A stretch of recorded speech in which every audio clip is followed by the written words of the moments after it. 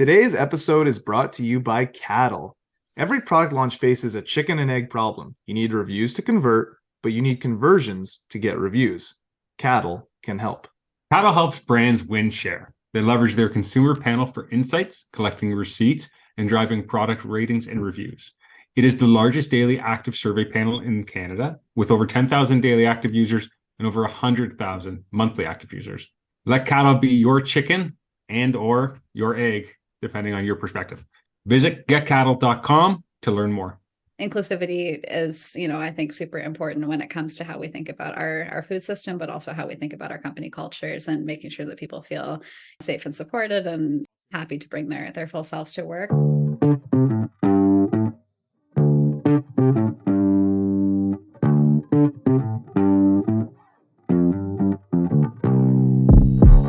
Welcome to Hearts and Carts, the CPG podcast, the podcast about the people behind the products that are winning hearts and filling carts. This cast is for anyone with an interest in the world of consumer products.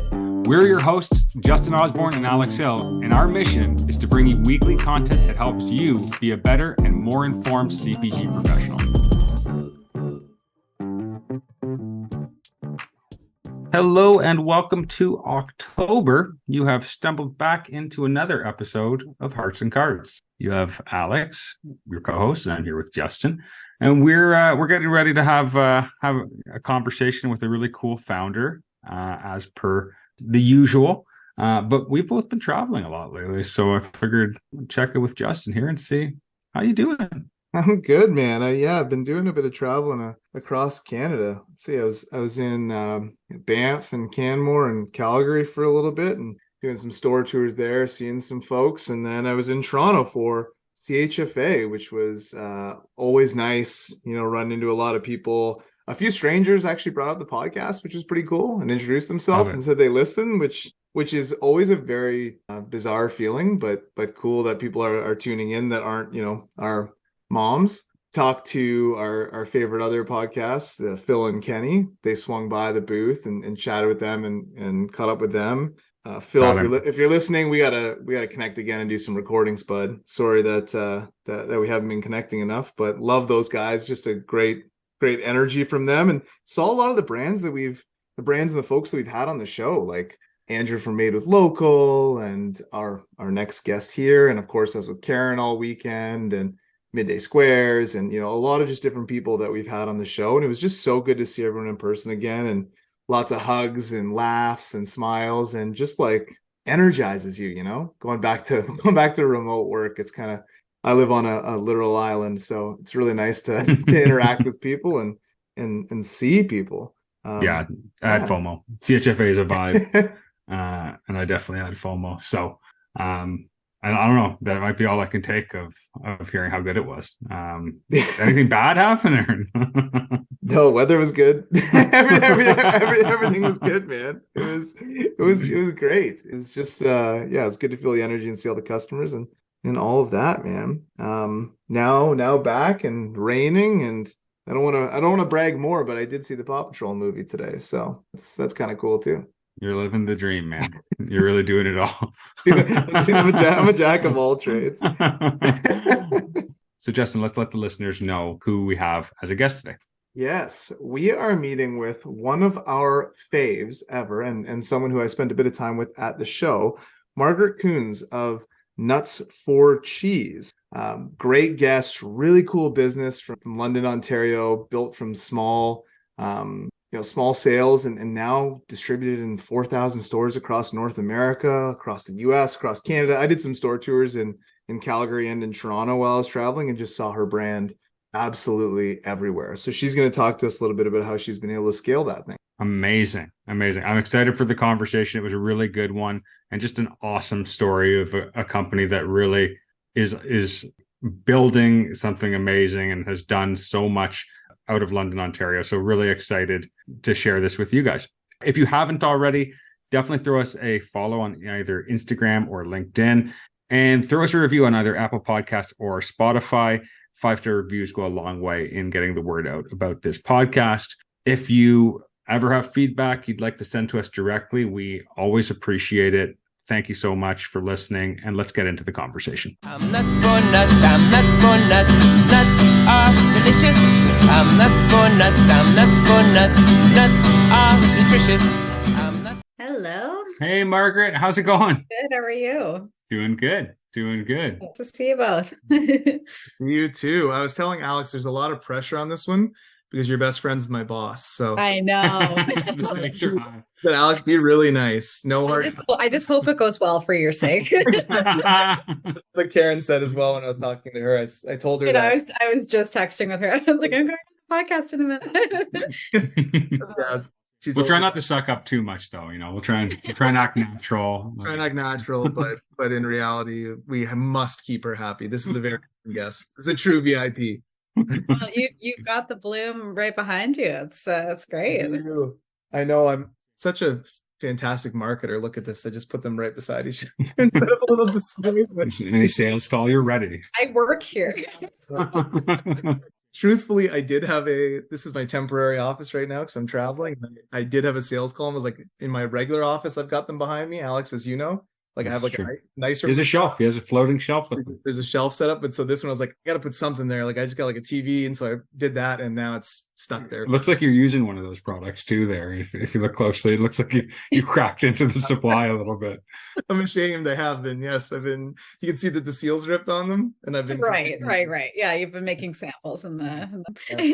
I've been, I told Karen during the interview process that I have her product every day, and I think she thought I was lying to her, but it's true. She thinks I tell her I have her product all the time. She always thinks I'm lying. She's like, no, you don't. doesn't trust us. It's just so suspicious. We say something nice, like, "Why are you saying that?" It's like, I know, totally. And I'm like, I send her a photo of it. She's like, why? Karen told me you're heading over there next week, I think, right? I am. Yeah. On the 21st, I'll be staying with her for a few days. We're excited. That's Perfect pretty time to be out west. Yeah. Yeah. Summer how's the summer weather? visit. So you guys are in Ontario right now? I'm not too far from you, actually. I'm in Bayfield. So Oh, okay. an Bayfield's hour- so an hour nice. from you, maybe, yeah. And I'm in Hamilton. Oh, okay. Pretty close as well. I'm from the Hamilton area. Nice. Yeah, and Dundas specifically is where I live. So Okay. yeah. Yeah, I grew up in Ancaster. beautiful, beautiful. Yeah, but so we're all kind of in the same little area. Been in Ontario for a while, actually. I haven't been a bad friend. I know you are. Well, and I'm leaving Brilliant, so we'll worry about that later. We'll talk about that later. But anyways, thanks for jumping on and joining the show. This has been a long time coming. I think we saw you at CHFA West and had some product and talked to you, and we're like, we really want to get you on the podcast, and that feels like a lifetime ago now. Yeah, that CHFA West feels like 2 years ago. Yeah, it really does. It really. I started a new job and it's like completely different. So much to catch up. And then since then, I've seen you basically in like Zoom backgrounds with. Yeah. Then I called and it's like, oh, Margaret's over there. It's like, oh, Yeah. Anyways, thank you for joining. I'm excited to chat with you and learn more about the business and everything you're doing and hear what's going on. So for listeners listening in, we've got Margaret Coons, the founder and CEO of Nuts for Cheese, also Karen's best friend as well. So someone that you've known for a little while. We met at CHFA West and we're trying the products and enjoyed them. I've tried the products a couple of times because they've got great distribution sort of in Vancouver and in BC. And me being in like the vegan plant-based world for as long as I have, I've tried a lot of cheeses and different products, and I've tried some really bad ones and some really good ones. And yours falls into the good ones category. So it's awesome. And I know Alex felt the same when he tried it. And so I'm excited to hear about your kind of career journey. And what we like to do really is start you at the beginning of your career, you're finishing up school, you went to Western like Alex, how did you sort of start getting down this path and how did you end up to where you are now? And then we'll get into the sort of the Nuts for Cheese piece. Yeah, absolutely. So I started the company when I was 24, so pretty fresh out of university. I went to Western, as you mentioned, but I've been vegan for quite some time, since I was about 19, and I've been vegetarian since I was about 12.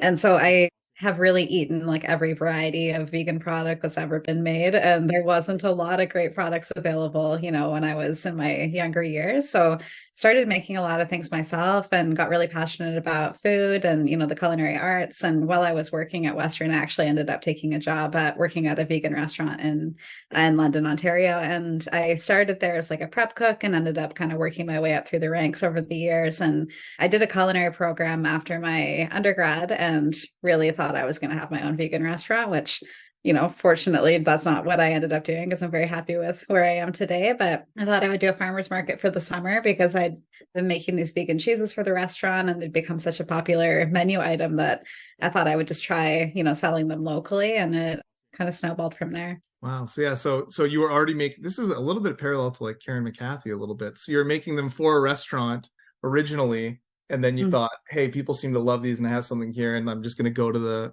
London farmers market and see what happens.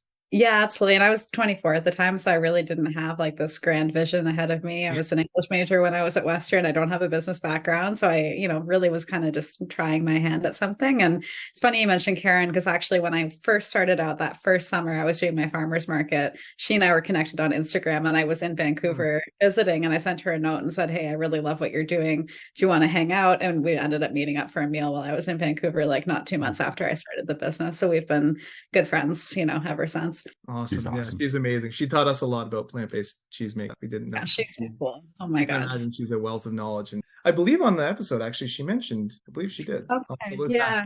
I'm pretty sure she did as one of the products that she loves. So you decide to do the farmer's market. You get down there, you set up your little booth. I imagine packaging looks very different. Branding looks very different at that time.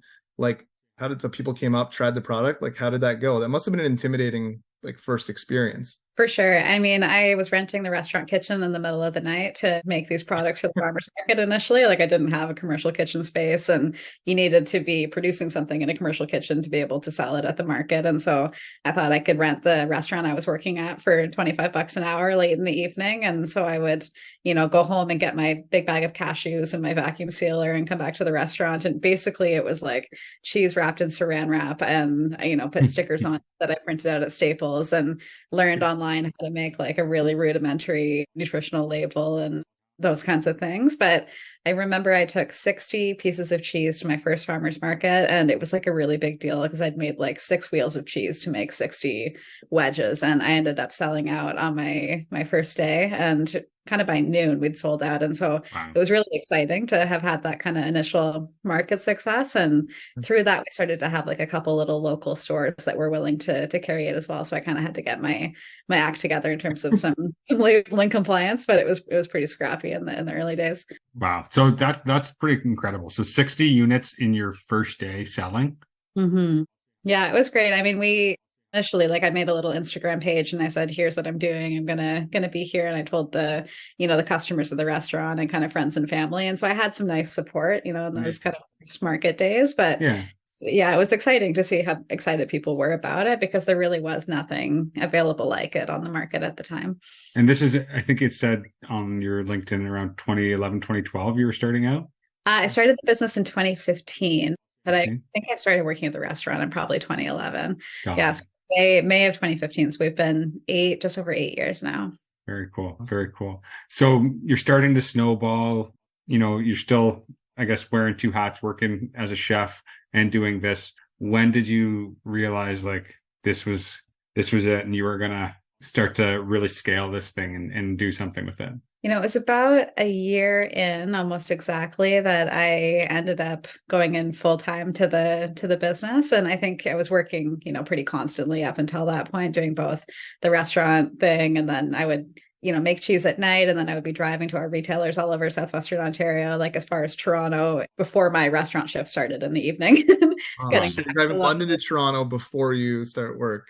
I would pack up a bunch of coolers in my Toyota Corolla and drive to Toronto, hit like 15 stores, dropping off product, dropping off samples, trying to have meetings, and then get back to the restaurant by 4 p.m. to cook dinner. And then go get my stuff and, use the kitchen space in the evening again. And I did that for, almost a year. And then I kind of realized like, oh my God, I got to put a business plan together. Like I didn't have a business plan. I hadn't really taken any of those kind of first steps in terms of formalizing what I was doing. And I started to get involved in a couple of local support systems, like the local small business center and the regional innovation center, actually the one in Hamilton, the Innovation Factory, because I'm from Hamilton area originally. They were an initial really huge support for me. And I was participating in something called the Lions Lair pitch competition that they host every year. Yeah. And so through that, one of the requirements was really, it starts out as a business plan competition. And so I had to write a business plan for this pitch competition that I was entering. And so that's really kind of what, catapulted me into starting to do some of those like more formal activities of, okay, now maybe I need to incorporate, maybe I need to, think about what my goals are with this, what the needs are of the business. If I win this pitch competition, what would I do with the proceeds, all of that. And it was really kind of around that time that I was all in. And at that point, I'd also secured about an 8x10 space at the farmers market that was technically a certified kitchen space. And so I had access to that 24 hours a day. And so that was, kind of a big step for me too, to be able to, set my things up, leave them in one space and be producing kind of anytime I needed to. Very nice. Is it just for, I know this is a selfish question, but is this the farmers market, like downtown London? Like right. It's the Western Fair in the East End. Got it. Yeah. Very nice. Yeah, it was very convenient because I was living in Oldies Village at the time too, so I could walk like 200 meters and be at work. Awesome. I think we should take a minute and just talk about the product. Like you have a number of different product lines, sublines, and you have your cheeses, you have your cream cheeses. But walk us through kind of how the portfolio is structured, what you would consider some of the first things people should try, and some of your favorites, and what makes each of them kind of special. Brie, try the brie. The brie is our top seller actually in both Canada and the US. But we do have 3 product lines. So we have Nuts for Cheese, which is our flagship wedge product line. So we have 7 cheese wedges plus a seasonal SKU that we do just around the holidays, our cranberry and pink peppercorn. Of those varieties, the brie is definitely the top seller. It's called our Unbelievable. And then we have a black garlic. It's a newer flavor. Actually, we launched this just a few years ago, but it's very quickly become like a fan favorite. It's a super popular variety, and it's got a activated charcoal, porcini mushroom, and black garlic rind on it. So it's very delicious and has really beautiful hand-painted rind. And we've got a number of other varieties like a chipotle cheddar and super blue cheese. We've got a sharp cheddar. We've got a smoky Gouda. So those are the wedges. And then we have our Nuts for Butter line. So we have 3 flavors of cashew-based dairy-free butter as well. So those are fermented and organic and, similar and kind of attributes to the cheese wedges, but they come in 2 butter sticks. And we've got a salted original for, everyday use. We have an urban garlic butter for anything you want urban garlic butter on. And we've got an unsalted butter for baking. And then we just launched our 3rd product line, which is our Nuts for Cream Cheese. And so we have 3 flavors of that. And it's actually just launching in Canada right now. So it's very exciting time. I'm starting to see it on shelves kind of across the country, but we have an original cream cheese, a garlic and herb cream cheese, and then a lemon dill, which is actually my favorite. I'll have to try that one. We eat a lot of bagels in this house, so good. Yeah. Right on. My son is obsessed with bagels, which is weird since he was a baby. I don't know why that was one of the first things he started eating, and loved really cheese as a baby as well, which was odd. Like he would such a picky eater, but would eat that and make everything bagels. It didn't make any sense. So where can people find your products? Go there. Yeah, so we're nationwide in both Canada and the US. We're in about 2,000 doors in each country. So in Canada, you can find us in almost every major retailer. We're in, the Sobeys, the Metro, Loblaws, Save-On, Whole Foods, Longo's, any kind of independent natural retailer that would carry a vegan cheese will probably have our product. And we launched into the US almost 3 years ago now, and we've opened up quite a lot of distribution south of the border as well. So our biggest account in the US is Sprouts by Doors, but we're in a few Whole Foods regions, and we're in a lot of really great natural chains in the States as well. So all the NCG co-ops and Fres and Fresh Time and Earth Fare, et cetera. Awesome. Yeah. And so many amazing locations. So a huge product assortment. You're in 4,000, plus stores. Let's go back to farmers market. You sell out, you sell out 60 units pretty quick. You're doing the Lions Lair thing. You're putting together a business plan. Like, let's go through some of the steps on how you got from there to there. That's a huge jump and incredible success, right? So I always love to hear about like, how did that build happen? So once you did the business plan and you had the space at the farmers market, like what happened from there? So we outgrew that initial kind of 8 by 10 space pretty quickly. I think I was there for about 10 months. I had, 4 employees in this little space with me with a bunch of tables and a couple of Vitamixes that would time out regularly. And I'd have to put them in the fridge to cool down so that we could use them again. Like you're constantly overheating. And everything was, wrapped by hand using a handheld vacuum sealer at the time. And a space became available in the south end of London that was about 1,000 square feet, and it was being occupied by a local fresh juice company.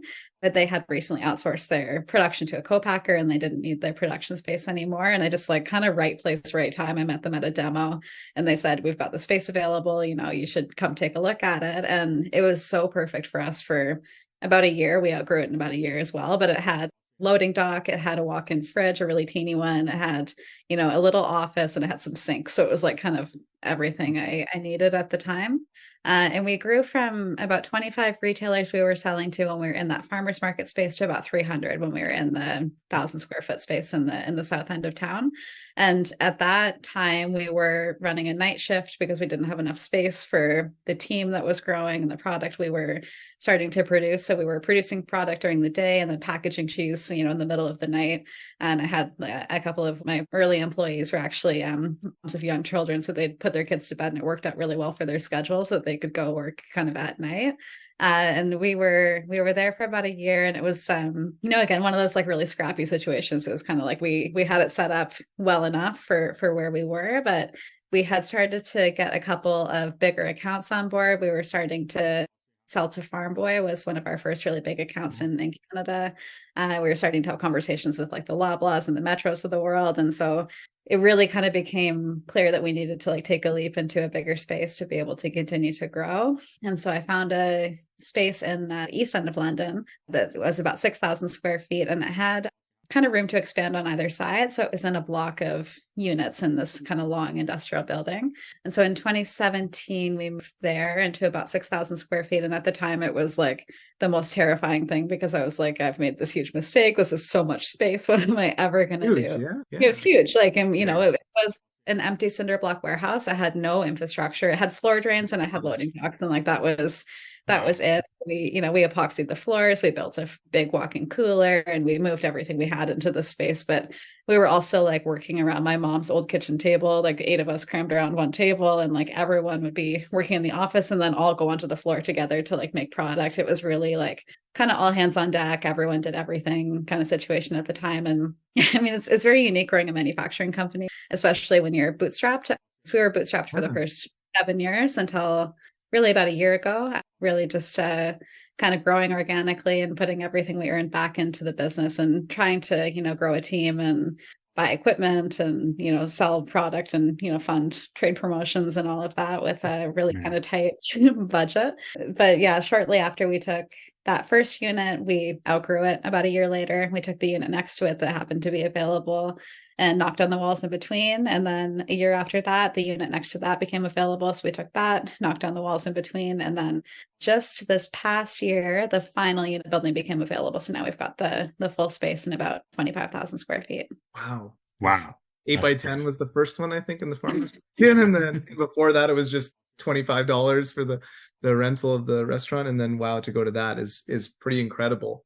That's amazing. Yeah, that's really, really exciting. Tell me about, I find a lot of younger brands as they're starting out make the decision to use co-packers instead of doing their own manufacturing. And you sort of alluded to a little bit when you said running a manufacturing company as well as, it's you're running 2 companies. Is that just something that's how you started and kept going down that route? Is that something you wanted to ensure quality? What sort of went into that decision? Because now you're running an enormous manufacturing facility with 25,000 square feet. So I'm sure you've had this thought on which way to go many, many times. Yeah. I mean, I think when I started out, I didn't know what a co-packer was. I didn't even know that was an option. And so I was okay, no, if you make a product. I also didn't know what fundraising was. I was no, you go to the farm and then you make enough money.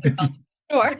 Yeah, what a trade for all these things, right? You start to learn what do you mean I have to spend this? I definitely went into it all very blind. I've learned so much over the years, but I think partly I didn't know that was something to even really consider, that was how a lot of products were made, and I was so young when I started. But I think also once I kind of caught when that was something that people were doing to produce products, it was also very clear to me that we have such a specialized product that it wouldn't really be a fit for a co-packer. Like, first of all, we have a lot of allergens. So we use tree nuts and in the States, coconuts and allergens. So those two things are challenging for co-packers, but also our product is fermented and it's organic and it's, very artisanal in its process. So, a couple of our cheese wheels, for example, have like hand painted rinds, and just like no co-packer is going to want to mess with that. So yeah, I can see certainly, in like the times when you're pulling your hair out because you're a manufacturer and like every piece of equipment is not working how you want and having a hard time, finding enough people to get a product order at the door or whatever, you wish you could,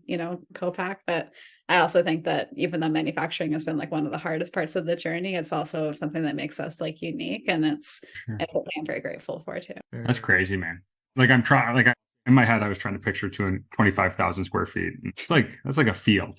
That's like, that's a big room. Yeah. Well, you're not far in Hamilton. You can come for a visit. I'm going to have to. Yeah. Alex and I've talked about that with all the people that we've met that do some really cool manufacturing and stuff. So we got to go on like a road tour and hit some of these places. It's so cool to see things like see your like facility and to see what you're up to. Like, it's one thing to picture it, but it's a whole other thing to like actually go there and see it. I would just find that fascinating. Come down when you're here for CHFA. Bring Karen. Karen's never been. Yeah, maybe we will. We did block an extra day, so maybe we will. Yeah. I think you're going to ask questions. I was going to ask, so what the team look like now? Like, I mean, that's a big space. Justin mentioned you're basically running almost like two businesses, the back restaurant terms, kind of like the back house and the front of house. So how's the business, scaled now, and what's that learning? Yeah, so a lot of the team still works at the plant. We have a lot more remote team members than we had in the past, but majority of the team works at the facility, either in packaging or production or sanitation or quality assurance or supply chain and administration, things like that. So we have about 20 people that work on the floor every day, and that's between those kind of three teams of packaging, production, and sanitation. And then we've got QA at the plant as well. And then we have a couple people on our sales team that are, Ontario based. One is London based. So she's in the office every day. She lives just up the street from the plant. But in the last year, I would say the team has changed a lot. So we closed our first financing round about a year ago, as I mentioned, and that really allowed us to build out like our senior leadership team. So a lot of roles that, I was kind of trying to straddle before, I've now got more support on, and those people are based, in various places. We have a few US team members now, a few based in Vancouver, a couple in Toronto, and some others kind of spaced around, one in Chicago. Very cool. Very cool. Yes. I guess speaking of fundraising, one of the people you work with is Mr. Mike Fata, who's one of our favorites. Yeah. So what's life like working with him? And if you say something bad, I'll cut it out. Just kidding, Mike. Don't tell this. Mike, cover your ears. No, working with Mike is awesome. It's been such a nice experience getting to know him, and he's someone I've admired his journey for a long time, and he really was a mentor figure to me at first, and I think it's been so important for me to have great advice from people that I can respect and admire over the years, and that's really how I've learned a lot of things that I didn't know. But Mike was the judge of the CHFA Launchpad pitch competition a few years in 2020. When we had just launched Nuts for Butter, and we won the Launchpad competition that year for our Nuts for Butter product, and he was one of the judges. And so we kind of stayed in touch after that, and ended up working together. It kind of got to the point where I was really trying to grow this company, and it was time to kind of take things to the next level, but it was really challenging without any funding. And so he came in as an advisor to Capital Raise originally, and we love working together, and he's now the chair of our board. And yeah, I'm very fortunate to have him on the team. I feel very lucky to have such good, expertise in my corner.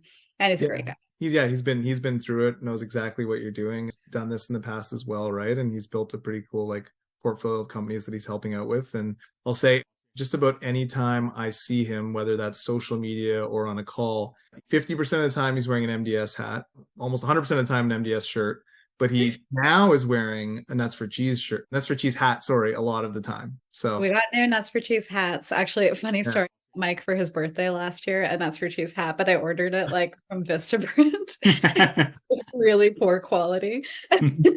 it showed up and he was like, Margaret, like, I can't wear so Oh. he actually like got some official swag made recently, and I got him a hat that's better quality, so now he's got one to wear. Yeah, he's wearing it, he's rocking it, and he's putting pressure on Karen for some hats because he's saying but yeah, the hats look good.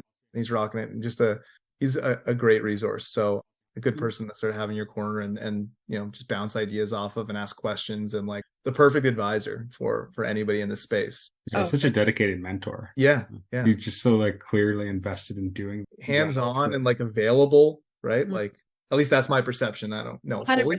I think he's super passionate about the industry, and I think it's fun for him to get to help other brands out and get to be a part of the journey and share what he's learned, because like he had a manufacturing business as well, and it's such a unique experience being in the natural food space or the natural product space, but also having that manufacturing background has been super invaluable for me to learn from, especially as we've been going through buying new equipment or getting our plant GFSI certified or various things like that. It's huge for sure.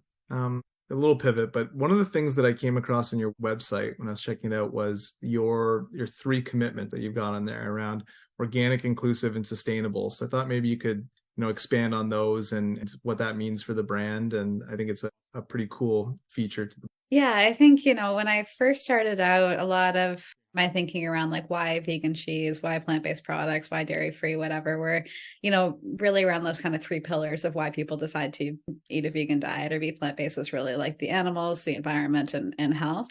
And so I think that is sort of like how the brand has evolved from those like first initial tenets to really be, a wider kind of more encompassing, brand value statement. And, organic for me really is about like the quality of the products and the, kind of commitment to like the relationship with the ingredients you're using to the food you're producing. So we always want to be using the highest quality ingredients that have come from a place that has like great relations with the people that are producing the ingredients. And that's just always been something super important to me, is that to make the best product, I think you need the best inputs. And I think then kind of dovetailing in inclusivity, we're a female founded brand, but we're also an LGBT owned business, and inclusivity is I think super important when it comes to how we think about our food system, but also how we think about our company cultures and making sure that people feel safe and supported and happy to bring their full selves to work. So inclusivity is certainly a core value for our company culture. But then also when we're thinking about bringing people into eating something that they might not normally eat every day, like our product is not just for vegans or just for vegetarians. It's for everyone. So we want people to feel like there's no barrier, like I can't have that because I'm not dairy free, I eat cheese, I don't need that kind of thing. It's like it's a great dairy-free cheese for cheese lovers, whether you're plant-based or not. And then the sustainability piece is, kind of that same ethos of, animal agriculture and, dairy production is harmful to the environment. And so, having a plant-based alternative, whether it's 100% of the way you eat or not, is, kind of inherent in making more sustainable choices about the things you consume. I love those. Those are interesting. I love how all of them have like multiple layers and beneath them, which is pretty cool. And that sets you apart from a lot of other brands. I love those. I think extending off of it, I wanted to ask just about the brand and your process for kind of building. Like, did you originally go with the name Nuts for Cheese at the start, and how'd you come up with that? But also just your approach to things like packaging, and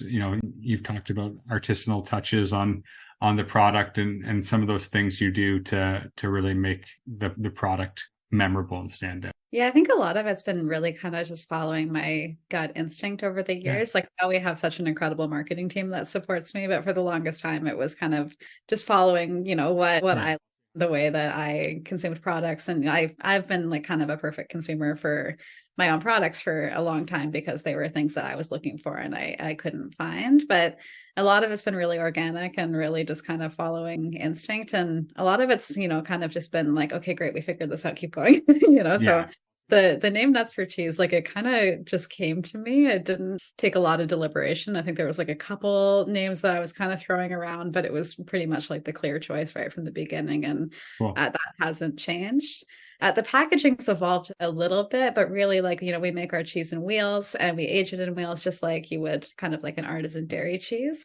And so naturally you cut it into triangles when you're portioning it, like you would see at like a deli counter. And so I knew I needed like a triangle shaped box for the product. And actually in the early days, I was buying wedding cake favor like boxes so people could take home a slice of wedding cake that I was bringing up from the US, and they were like, yeah, I could see like that. $1.50 each. And So so it wasn't that it's not like it was. but I was like stickering them by hand, and it was a super labor of love, but I knew I needed something like that, and I ended up finding a box company that could make me a triangle shaped box. And then I asked her, I said, do you know anyone who does packaging design? And she's, oh, I know this guy named Sal, and he does graphic design and packaging design artwork. He's amazing, and we've actually worked with him in some capacity like since the beginning of Nuts for Cheese.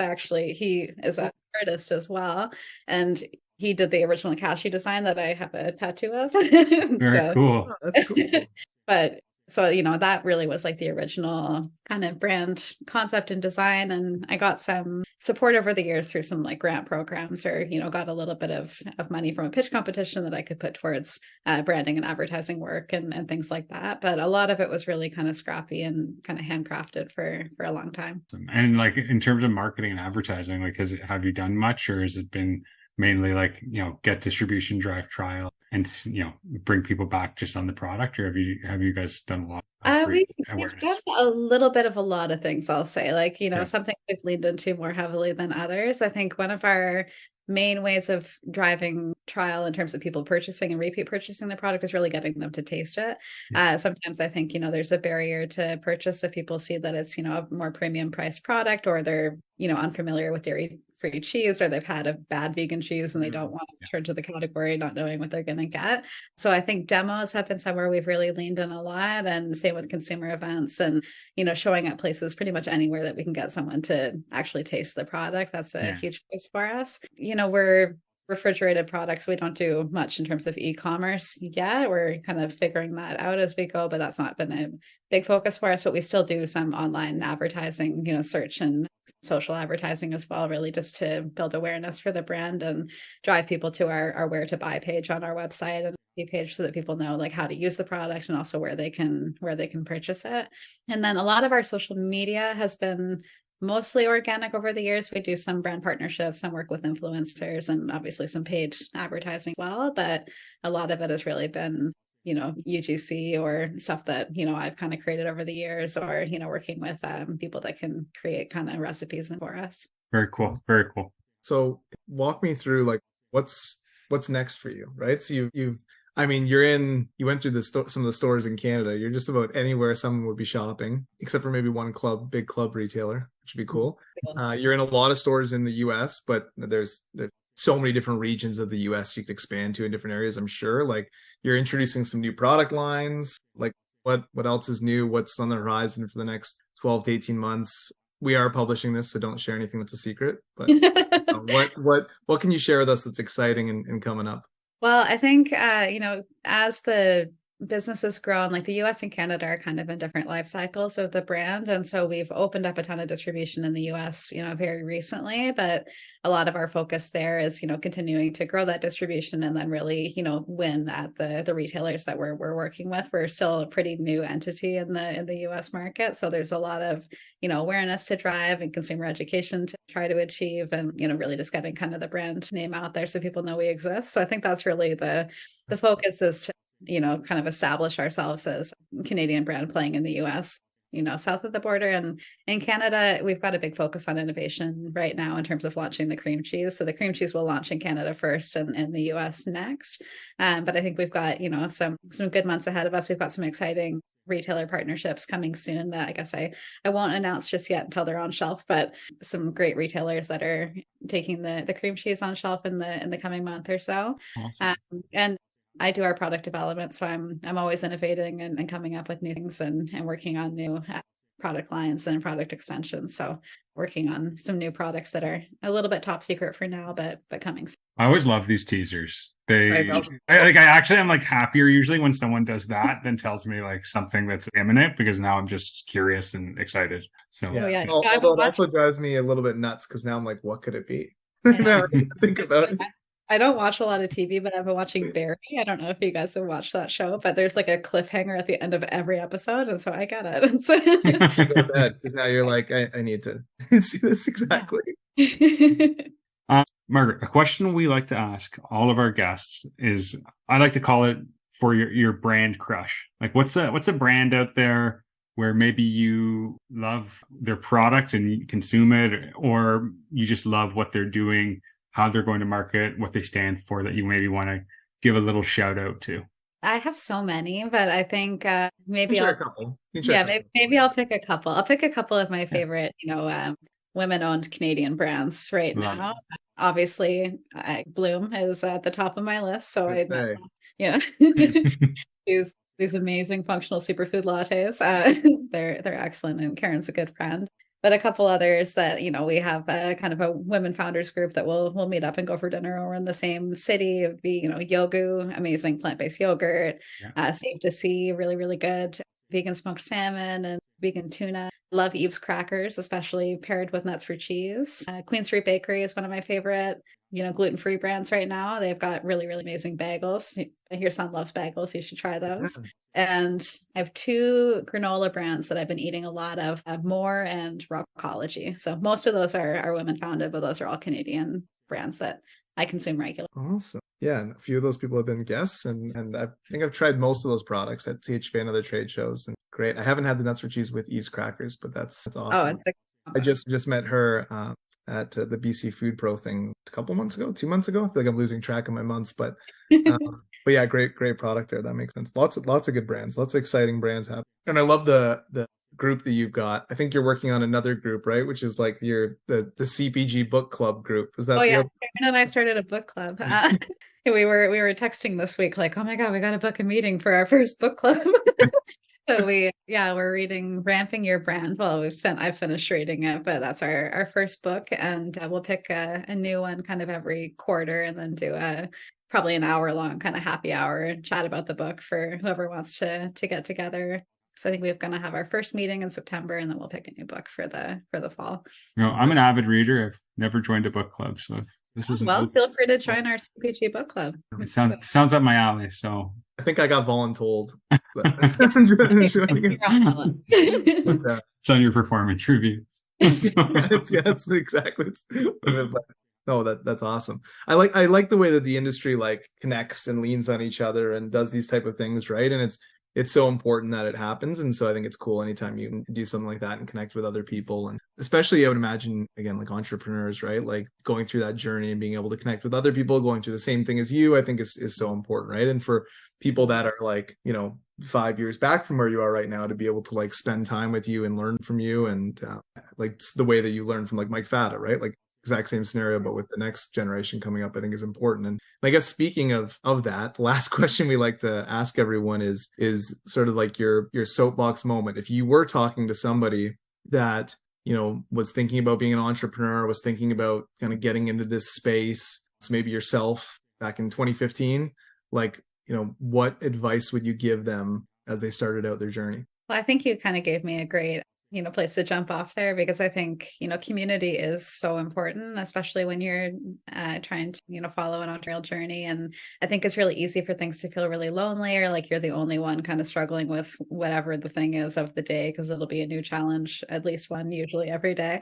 So I think it's super important to find your brand friends and, your community within the space if you can, even if they are, competitors. If you're small, you can still kind of lean on each other. You're trying to build something, in the same space together. It's a lot of synergy to be found, and getting to know other people that are kind of working in at least the same industry that you are.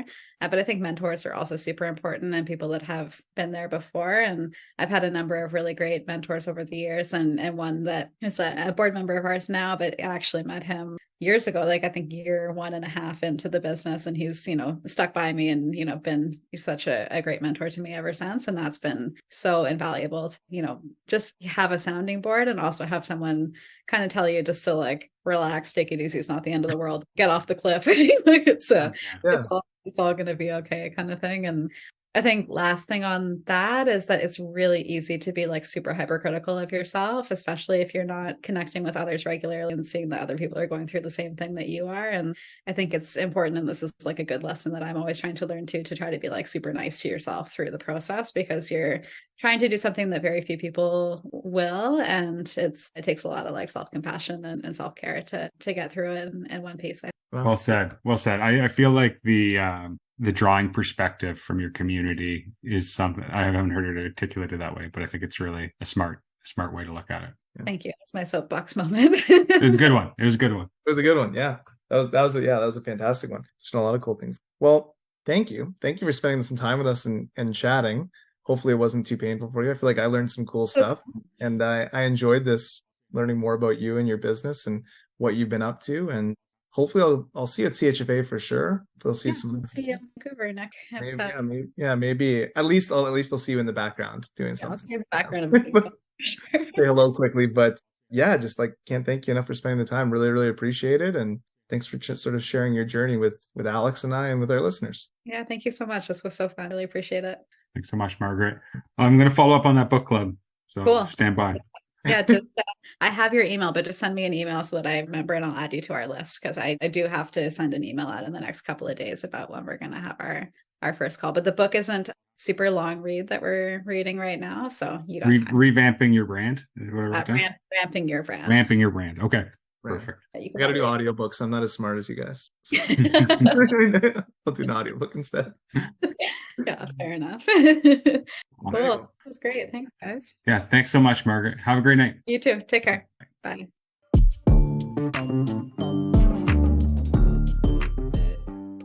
That was an awesome conversation. That business to bootstrap to that size is pretty damn impressive. It's crazy. It's incredibly impressive. I think it's to think about starting a vegan cheese company at a farmer's market and now turn it into 4,000 plus stores, 25,000 square foot manufacturing facility, like all of the amazing retailers she's in, all the incredible customers she has. Like what a great story. Obviously speaks to the power of her and her brand, and just an amazing accomplishment to be where she is. And I don't think she's done. She's going to keep expanding and keep building this thing, and new lines and new stores. And I'm super excited to hear what's to come. What did you, Alex, in terms of like key takeaways? I think there were a couple great nuggets in there. What did you think? I mean, I don't like to go to the stuff said at the end, but in this case, I'm going to.